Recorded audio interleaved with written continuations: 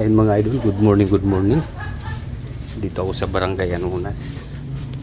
December 25. Napasya lang ako konti dito. Saglit lang ako dito.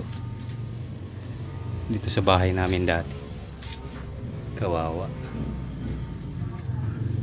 Puntahan lang natin yung tulay na nasira. Sabi kasi nila nagawa na yung tulay.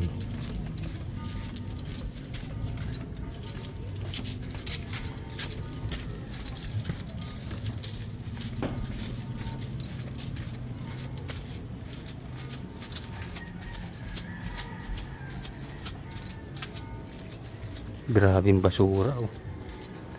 Ayun, gawa ng ayun tulay oh. Kaso di na pwede daanan ng motor. Tao na lang. Ayan oh.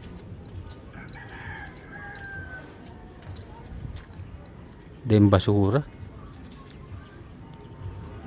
Diyan talaga tinapon nila yung mga basura nila oh.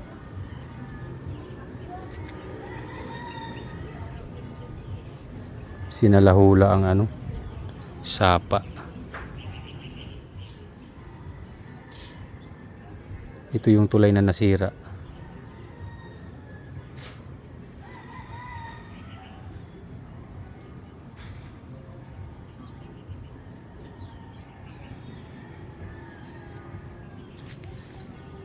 Sumakto-sakto lang din yung yung haba ng tulay na kaso hindi na naibalik sa dati. Ayun yung postin niya oh.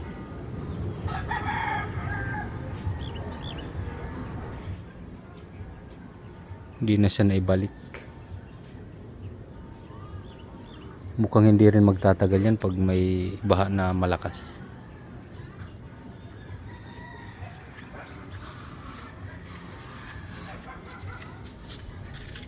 Hindi ka nahirapan dyan kuya magbaba? Mahirap na eh. Dapat tinano nila yung pinatag man lang nila na maayos o kaya Aayusin pa nila. Lalagyan nila hagdan-hagdan. Hagdan-hagdan para Gaano lang kasi nabot ng Pasko. sa bagay pang samantala. Kaso motor di na talaga no? Malapit lang sa kabila. Doon sa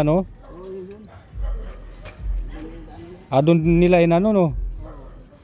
Ito pang tao na lang talaga no?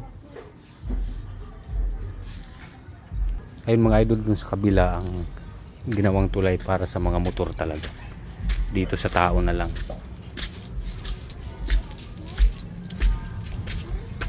Ay. Yun yung tulay na nasira nung nakarang bagyo. Pinakita ko sa inyong video. Yan. Sige, ingat kayo. Ayun kapatid ko. Umalis na. Ako naman papasok na dito. Napabayaan ang bahay na to. Kalat.